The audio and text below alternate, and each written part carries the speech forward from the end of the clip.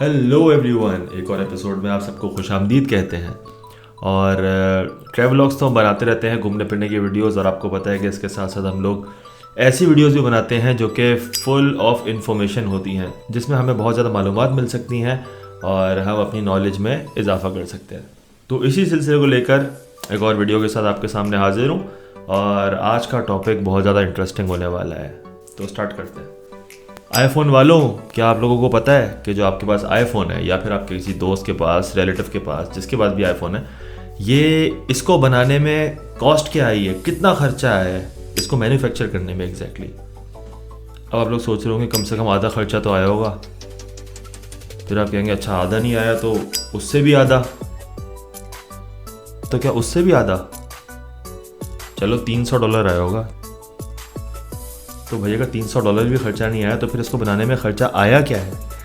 तो इसी सिलसिले में आज का टॉपिक है हमारा, और आपको सुन के बहुत ज़्यादा हैरत होगी कि इसको बनाने में कितना खर्चा आया। देखें, इसको समझने से पहले हमें एक चीज़ समझनी पड़ेगी कि आईफोन जो भी मैन्युफैक्चर हो रहा है उन सब के ऊपर मेड इन चाइना लिखा हुआ होता है। तो बेशक एप्पल जो है वो एक अमेरिकन कंपनी है, बट मैन्युफैक्चरिंग अपनी वो चाइना में करवा रहा है। और क्यों करवा रहा है, इसको समझने के लिए हमें पहले थोड़ा सा चाइना का बिजनेस स्टाइल समझना होगा। मेड इन चाइना पे बात करते हैं सबसे पहले। तो इस वक्त हम दुनिया में किसी भी जगह पर हों और वहाँ पर हम कोई भी चीज़ देखते हैं तो मेजॉरिटी हमें मेड इन चाइना लिखा हुआ नज़र आता है। क्या हर चीज़ चाइना बना रहा है? शायद, हो सकता है, लेकिन क्यों? ये समझने के लिए हमें थोड़ा सा चाइना की डायनामिक्स को समझना होगा।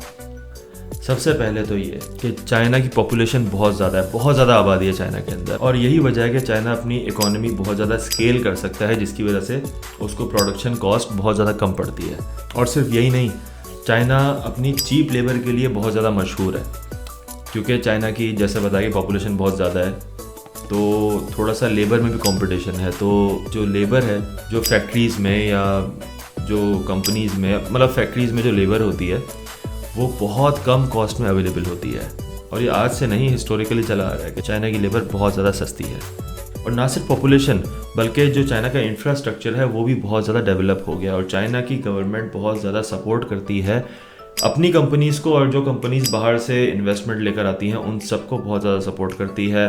लाइक इंसेंटिव्स देती है, सब्सिडीज़ देती है, और थोड़ा सा बिजनेस फ्रेंडली इन्वायरमेंट प्रोवाइड करती है कंपनीज़ को।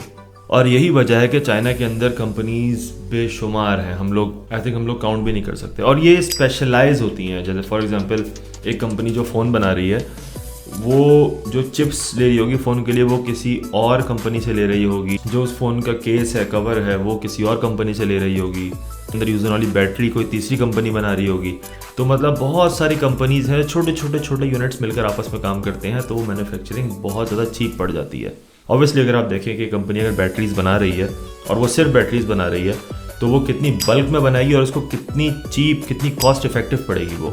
और जब मैं बार बार फ़ोन की बात कर रहा हूँ तो आप बार बार आईफोन जहन में आ रहा होगा। तो आईफोन की कॉस्ट पे भी हम बात करेंगे। इस कंप्लीट वीडियो को आखिर तक देखिएगा ताकि आपको पता चले कि आपके पास जो आईफोन है वो कितने का मैन्युफैक्चर हो रहा है।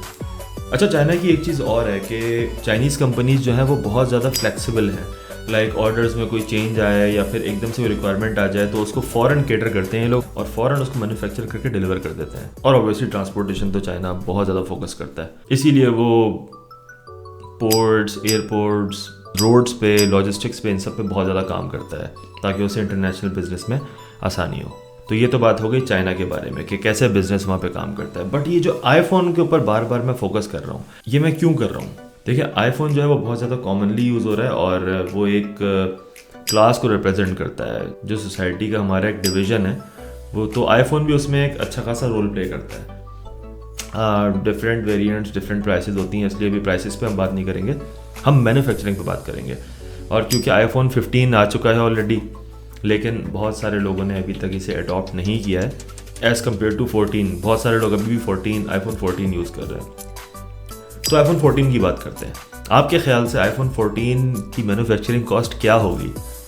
देखिए, अगर मैं बात करूं कि आप एक तुक्का लगा दें, तो आप बोलेंगे कि स्टार्टिंग में जैसे हमने बात की कि अगर आधे में मैन्युफैक्चर नहीं हो रहा, आधे से आधे मैन्युफैक्चर नहीं हो रहा, तो मतलब क्या कॉस्ट हो सकती है आईफोन मैन्युफैक्चर की?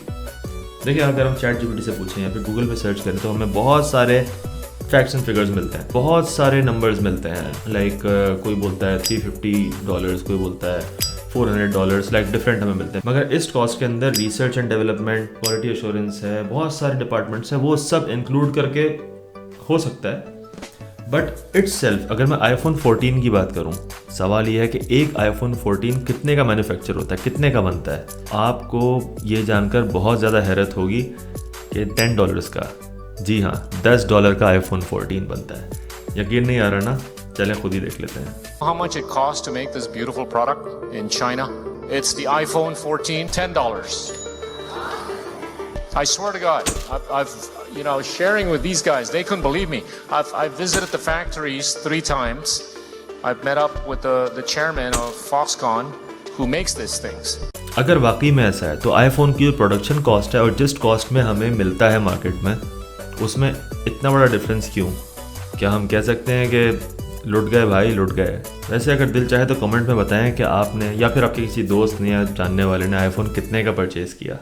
मुझे तो बहुत ज़्यादा शौक लगा था जब मैंने ये वीडियो देखी थी। चले फिर किसी और दिन किसी और टॉपिक पे किसी और चीज़ के ऊपर बात करेंगे। तब तक के लिए अपना ख्याल रखिएगा। बाय।